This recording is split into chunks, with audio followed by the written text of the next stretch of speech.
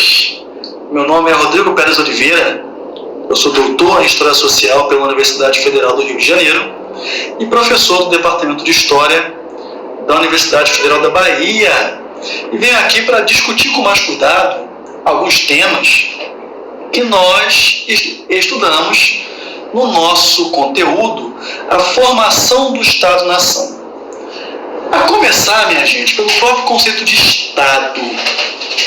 O conceito Estado é o mais importante da ciência política moderna. Ele fundamenta, de alguma forma, todos os debates políticos modernos. O que seria Estado, então? Estado tem relação sempre com o poder. Sempre que vocês ouvirem falar em Estado, vocês estarão ouvindo falar em poder. O Estado é uma manifestação do poder. Na sua dimensão moderna, o Estado ele é marcado pela centralização política, linguística, territorial, burocrática e militar. Ou seja, o Estado centralizado é aquele no qual uma estrutura de poder, que é o próprio Estado, centralizada, organizada, burocratizada, capaz de monopolizar o uso da força através de suas forças armadas e de sua força policial e exercendo soberania, poder sobre um determinado território marcado por fronteiras. Esse é o Estado moderno. O Estado moderno, cuja fundação nós estudamos no nosso conteúdo. E esse Estado moderno virou tema central para os debates políticos que fundaram o pensamento político moderno. Sem dúvida alguma, o nome do intelectual florentino Nicolau de Maquiavel, que viveu no século XV, é incontornável quando nós estudamos pensamento político moderno. Maquiavel se notabilizou, e é um autor que, sem dúvida alguma, todos vocês já ouviram falar nele, mas aqui a gente está tentando estudar Maquiavel para além das caricaturas, para além daquela frase, muitas vezes descontextualizada, extraída de um livro pouco lido, que é a frase "os fins justificam os meios", lá presente naquele que é o principal texto da literatura, da bibliografia maquiavélica, que é o Príncipe. Bom, o que o Maquiavel faz é desenvolver uma moralidade, uma racionalidade especificamente aplicável à coisa pública, especificamente aplicada ao Estado. Maquiavel argumenta, portanto, que a coisa pública, que no exercício do governo, o príncipe, nós poderíamos estender para qualquer outro tipo de governante, de chefe de Estado, precisa agir guiado por um outro padrão moral, por um outro conjunto de normas morais que não são as mesmas que aquelas que conduzem a vida do homem comum, do homem privado. Portanto, na esteira da reflexão maquiavélica, alguns atos considerados imorais, ilegítimos para o homem comum estão autorizados para o homem público, pois a razão que rege a vida pública não é a mesma razão que rege a vida privada, pois a razão que rege o governo, que rege o Estado, é diferente daquela razão que rege a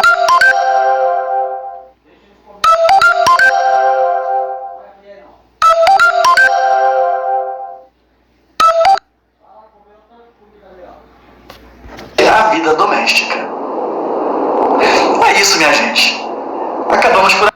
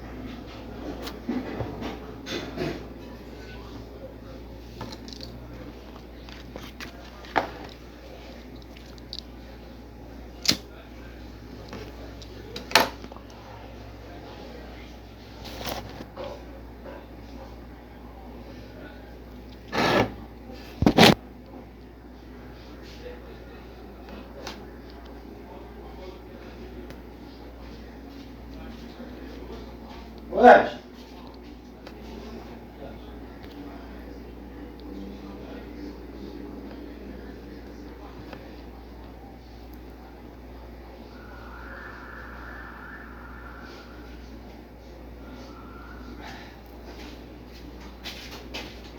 Tia, você tá de bom humor hoje? Olha, eu não tenho nenhum problema mental, graças a Deus. O máximo que eu tenho é um estresse. Você arruma mais um pra mim? Mas pode pegar. Mas assim, mais um. São as preocupações e responsabilidades, entendeu? A gente tem que ter, né? Peraí, desculpa, não, que você falou rápido. Preocupações e responsabilidades. Ah, sim. Tem que ter, né? Trabalhar, estudar, pagar as contas. Não é? Sim.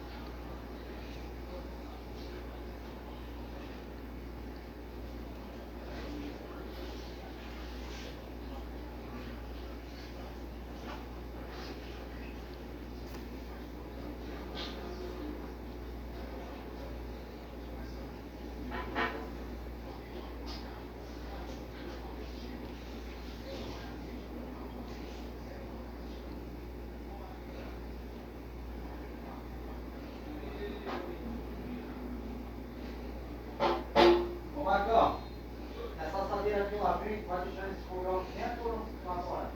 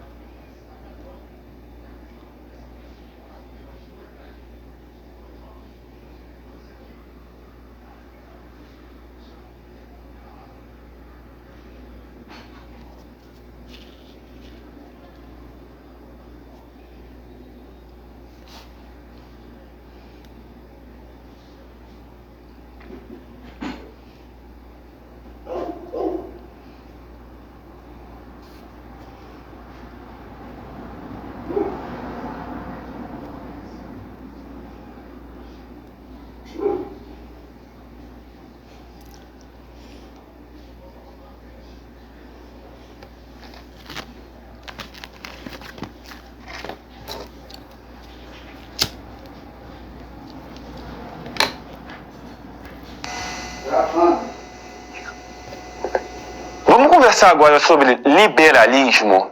Liberalismo que eu conheço é o liberalismo econômico, o liberalismo... Calma, agora a gente vai falar de dois pensadores do liberalismo que vão entender e vão mostrar pra gente essa noção do Estado.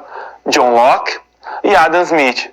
Primeiro a gente começa entendendo que o liberalismo, como uma teoria política, vai apresentar pra gente que o Estado, ele é um defensor, ele tem que ser um defensor da propriedade privada. Então o liberalismo ele vai entender que o Estado nasce para que ele possa proteger essas ideias, que ele possa proteger o cidadão, o direito à vida, o direito à propriedade privada e o direito à liberdade.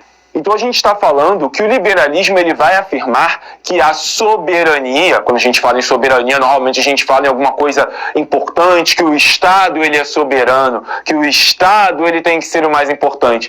Lá no liberalismo, a soberania está nas pessoas. O liberalismo ele vai defender que o Estado ele tem que ser defensor das ideias daquelas pessoas, e não o Estado como o centralizador, e não o Estado como aquele que tem e impõe as suas ideias. O liberalismo econômico, ele vai pregar, ele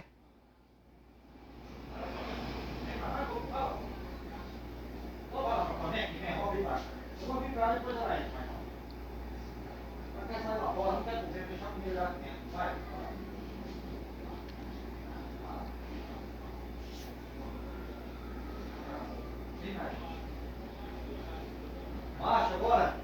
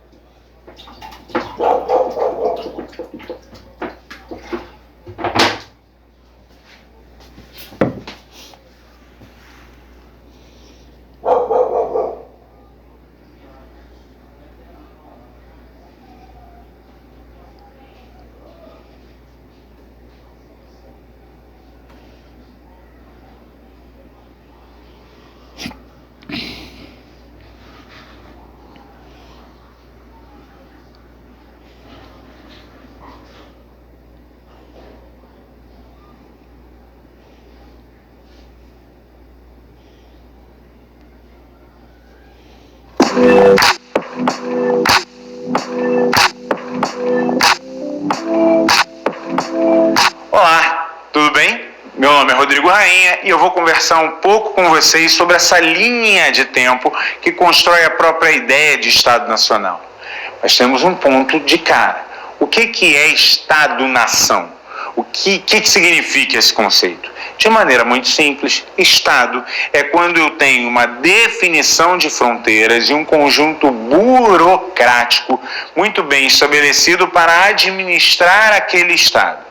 Estado-nação é quando as pessoas dentro desse Estado se reconhecem como parte desse Estado, lutam por eles, reconhecem como aquilo que lhes dá identidade, aquilo que lhes faz chorar, torcer, lutar, aquilo que de alguma forma oferta valor.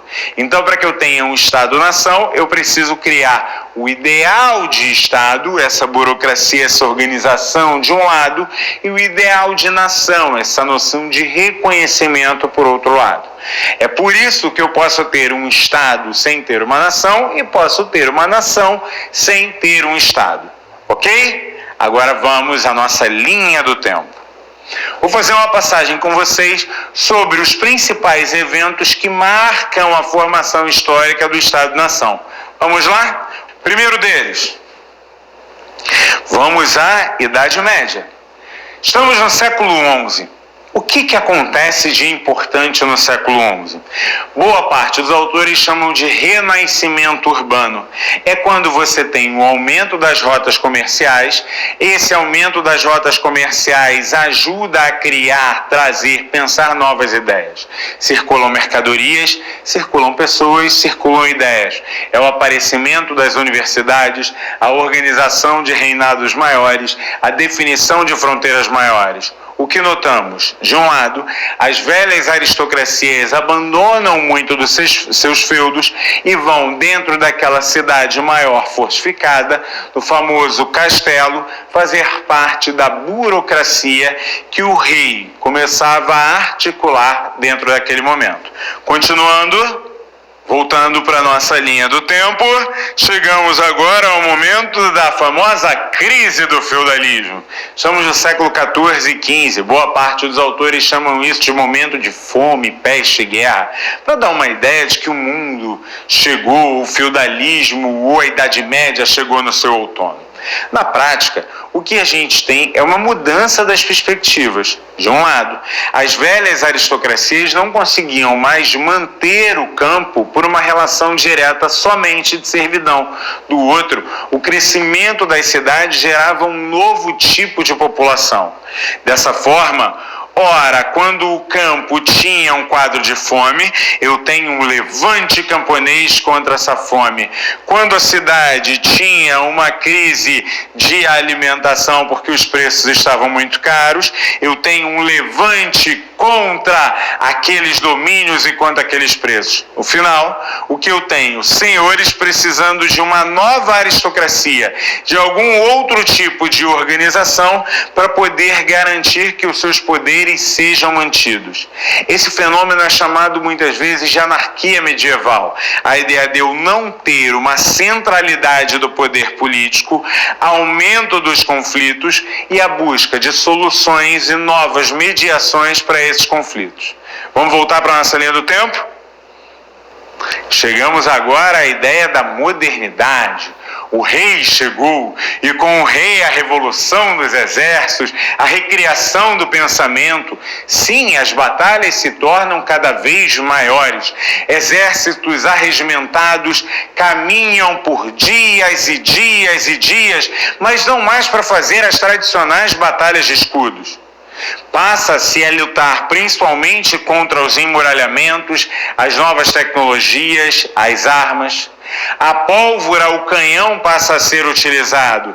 A noção de fronteiras, afiação, armas, formas, lutar não mais por um senhor, não mais pelo seu próprio benefício, mas lutar pela sua nação, defender a sua terra. É criado um novo valor que modifica as relações e passam a ser muito vívidas no século XVI. Voltando à nossa linha do tempo, com a criação dos Estados Nacionais. O que significa isso? Se eu tive até o século XVI a ideia de um novo conjunto de forças e lógicas para criar... Você pisar, vai ter, meu filho. Todo lugar terá merda pra pisar. Por quê? Porque nasceu mais 5 cachorros. Ou seja, mais 5 cu que caga. Se tem mais 5 cu que caga, então vai ter mais merda. Aqui vai virar a casa da merda. Porra, você vai acordar respirando merda. Vai sair respirando merda. Vai chegar no trabalho respirando merda. Por quê? Por quê? Porque, porra. Porra, quer.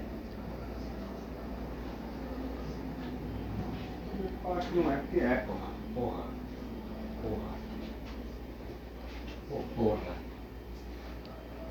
Oh, porra.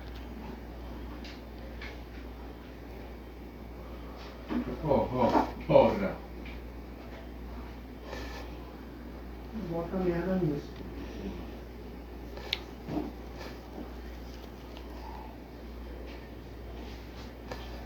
Bota merda na porra, porra. Bota a porra na merda.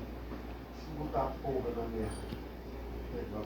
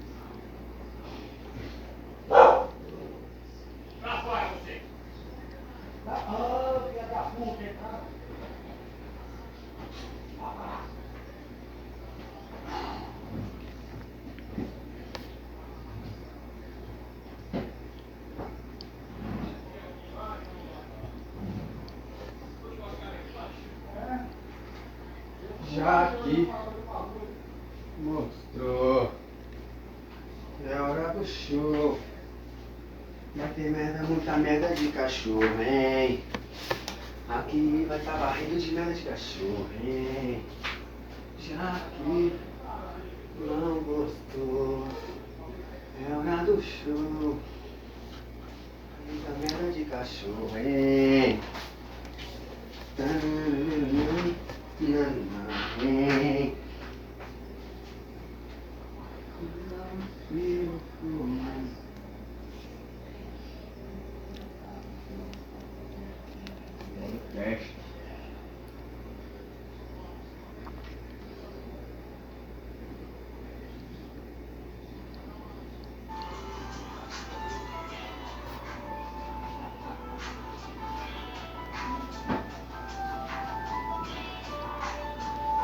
Uma noite de frio que eu te encontrei com o coração vazio. Eu sem rumo, sem rumo e sem direção, de perseguição.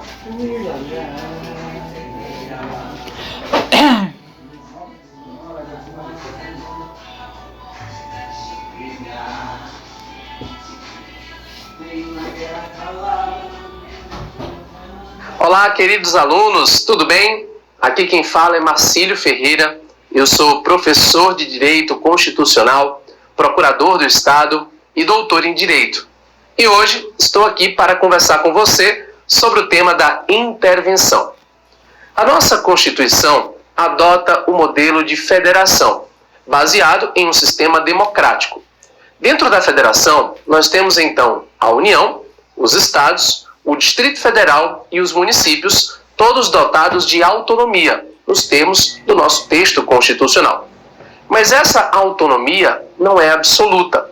Ela pode ser limitada em virtude das hipóteses previstas na própria Constituição.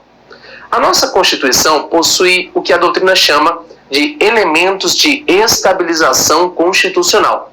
Toda vez que o país vive uma crise, a autonomia de um ente federativo pode ser brevemente afastada para restabelecer o nosso sistema.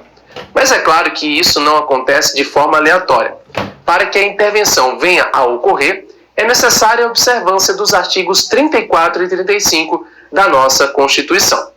O artigo 34 prevê a intervenção federal e o artigo 35 prevê a intervenção estadual. Eu sou professor de Direito Constitucional, procurador do Estado e doutor em Direito. E hoje estou aqui para conversar com você sobre o tema da intervenção. A nossa Constituição adota o modelo de federação, baseado em um sistema democrático.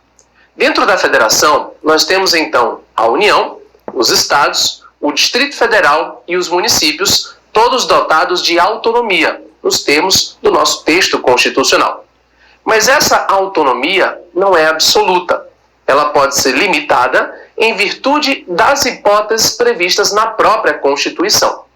A nossa Constituição possui o que a doutrina chama de elementos de estabilização constitucional. Toda vez que o país vive uma crise, a autonomia de um ente federativo pode ser brevemente afastada para restabelecer o nosso sistema. Mas é claro que isso não acontece de forma aleatória. Para que a intervenção venha a ocorrer, é necessária a observância dos artigos 34 e 35 da nossa Constituição. O artigo 34 prevê a intervenção federal e o artigo 35 prevê a intervenção estadual, como situações diferentes. A primeira coisa que você deve ter em mente é que a intervenção deve sempre ser a exceção.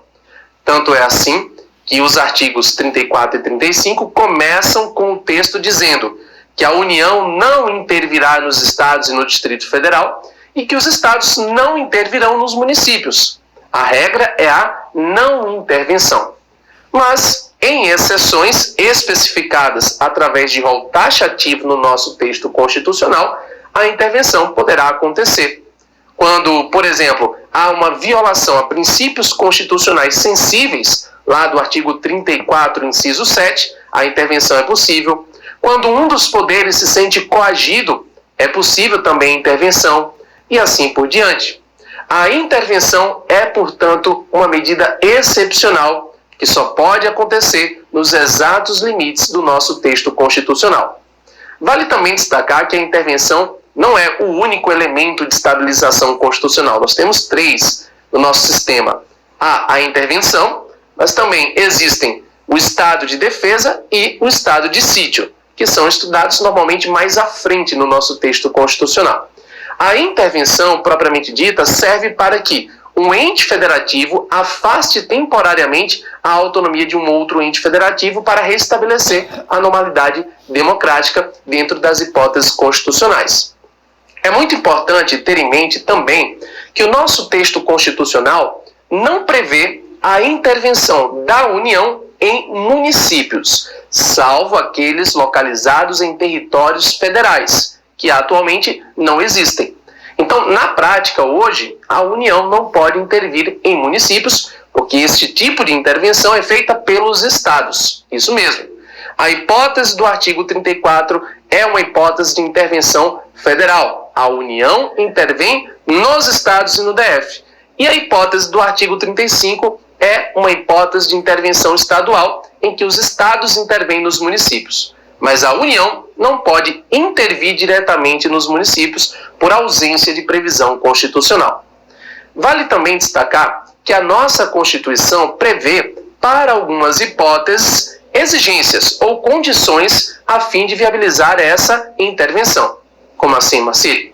A regra é que uma intervenção é feita por meio de decreto do chefe do Executivo, ou seja, decreto do presidente da República, na hipótese do artigo 34, ou decreto do governador do Estado, na hipótese do artigo 35. Mas esse decreto, em algumas situações, só pode ser editado depois de observadas as condicionantes do artigo 36, que vem logo em seguida.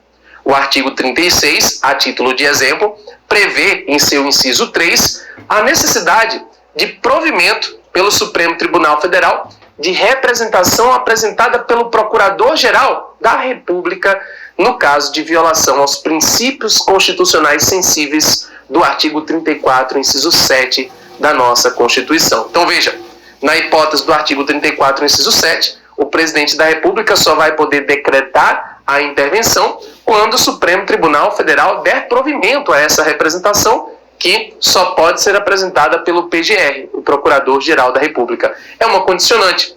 Então, o que o artigo 36 faz é, basicamente, estipular os pressupostos formais para que a intervenção venha a acontecer.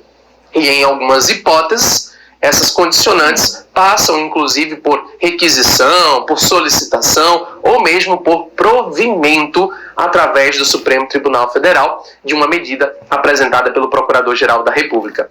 Vale também destacar que, em nível estadual, essa representação também existe, mas no âmbito do Tribunal de Justiça, quando princípios da Constituição Estadual forem violados. Você vai encontrar lá no artigo 35, inciso 4, essa hipótese em nível estadual também. É o que a gente chama de representação interventiva, ou, como alguns autores gostam, ADI interventiva. É um tipo de representação que visa exatamente atacar a violação a princípios constitucionais que são sensíveis, haja vista a possibilidade de intervenção de um ente federativo em outro. Evidentemente que tudo isso pode acontecer, mas o Congresso Nacional poderá fazer um controle a posteriori. Então, o presidente da República, o governador, pode decretar a medida e o Congresso ou a Assembleia Legislativa, no caso, de forma simétrica, poderá fazer um controle daquilo que for determinado. O decreto, além disso, deve observar os pressupostos formais da nossa Constituição na sua elaboração, indicando a especificação, o prazo, entre outras coisas. Enfim, o fato é que a intervenção é uma medida de estabilização constitucional e, é claro, para ser concretizada, deve observar os requisitos constitucionais. Espero que você tenha entendido e qualquer dúvida estou à sua disposição. Um forte abraço e até a próxima. Valeu, pessoal!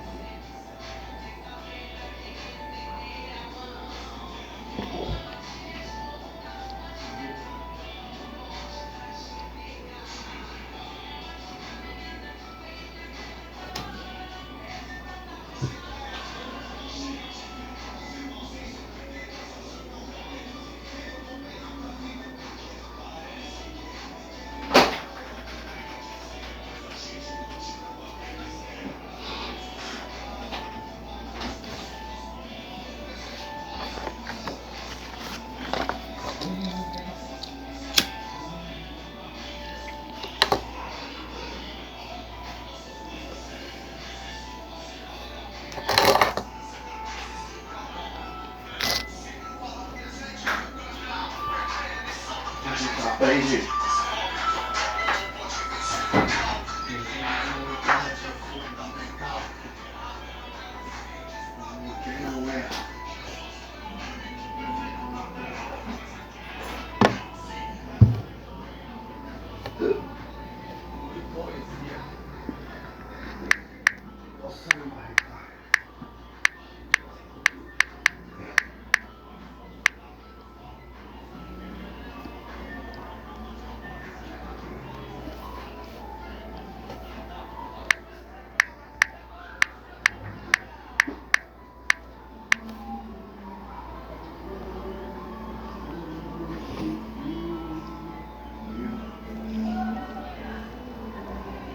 Se você não sabe escrever o que pensa, você não sabe quem você é.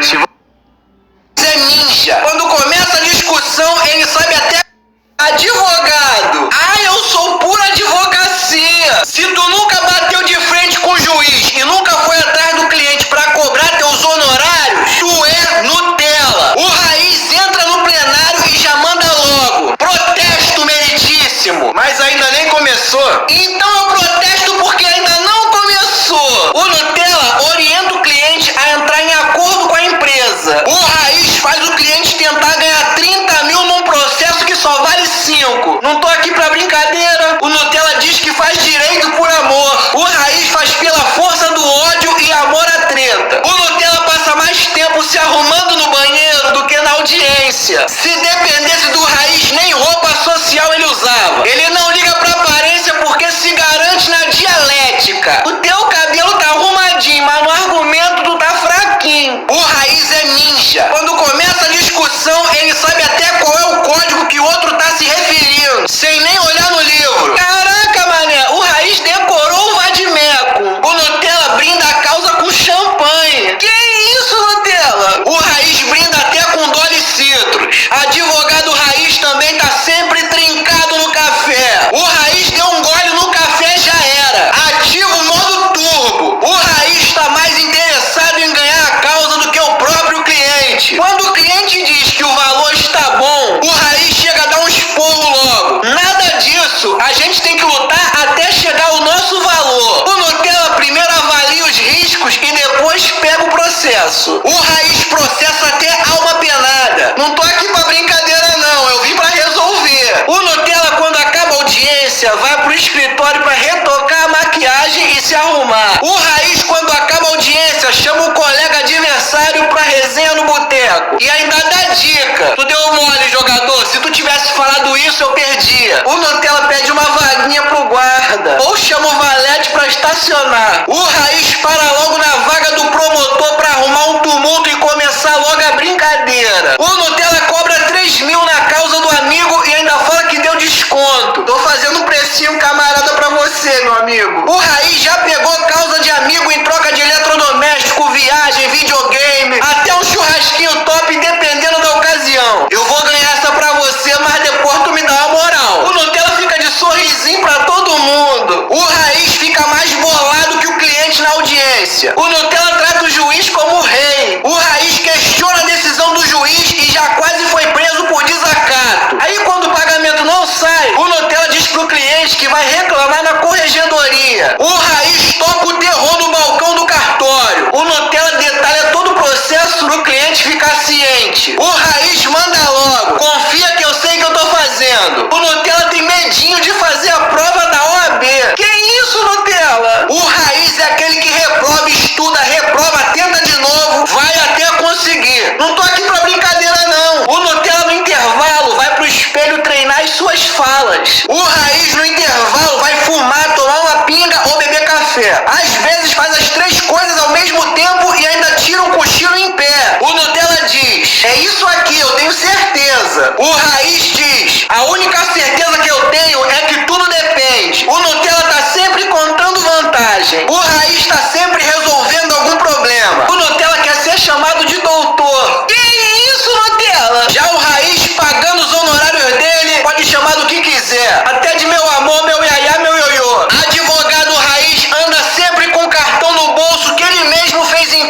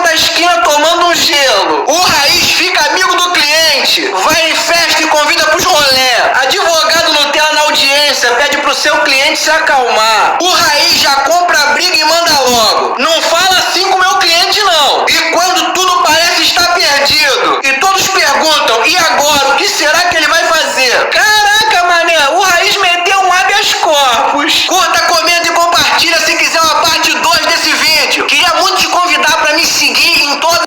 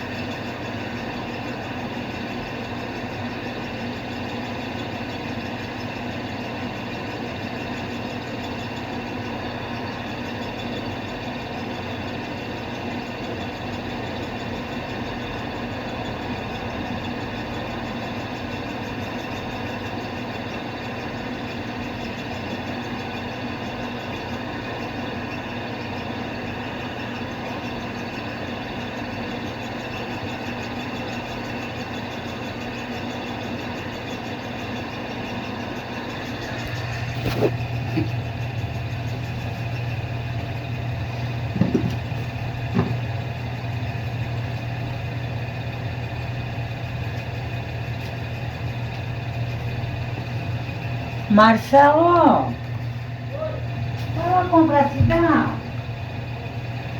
Compra quanto pra ter uma cor?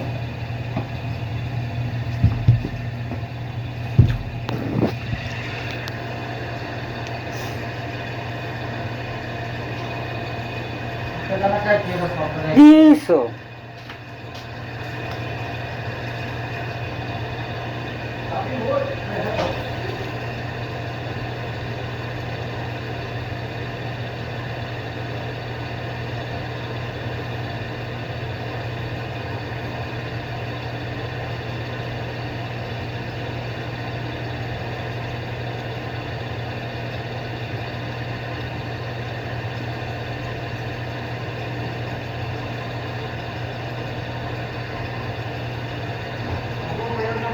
Só um minutinho, peraí, deixa eu ver aqui. Tá, vai lá. Você é livre por enquanto.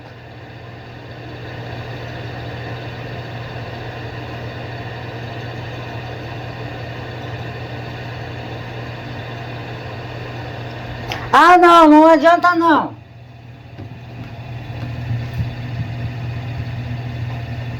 Oi?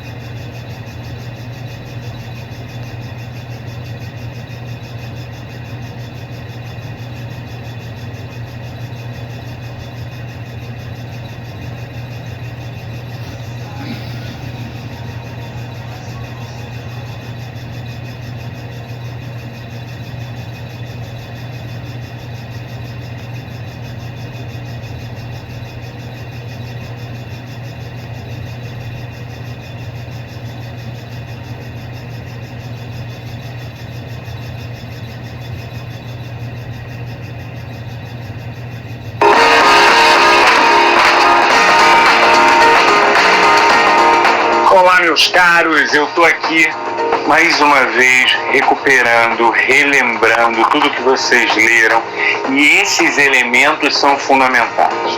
Eu sou o professor Rodrigo Rainha, historiador, trabalho com as ciências humanas há muito tempo, preocupado em estar tentando entender um pouco mais como o conhecimento dessas áreas das ciências humanas fortalecem para que a gente possa fazer qualquer análise. Eu estou aqui com a brilhante pesquisadora, autora, professora Miriam Goldenberg, que é também a autora do material que vocês acabaram de ler. Miriam, em primeiro lugar, muito obrigado, e já emendo logo com a pergunta junto com a sua apresentação. Por que é tão importante esse povo conhecer sobre antropologia cultural? Rainha, é um prazer estar com você para falar sobre um tema tão importante para os alunos e alunas. E a antropologia é uma ciência da compreensão. O que a antropologia ajuda a compreender? A cultura que nós vivemos e a cultura dos outros. Compreensão é a palavra-chave, porque não é julgar, não é provar, não é achar que uma é inferior à outra, mas é compreender a lógica e o significado das práticas, dos discursos, dos valores de cada cultura. É isso que a antropologia nos ajuda, compreender melhor as outras culturas para poder compreender melhor a nossa própria cultura. É um exercício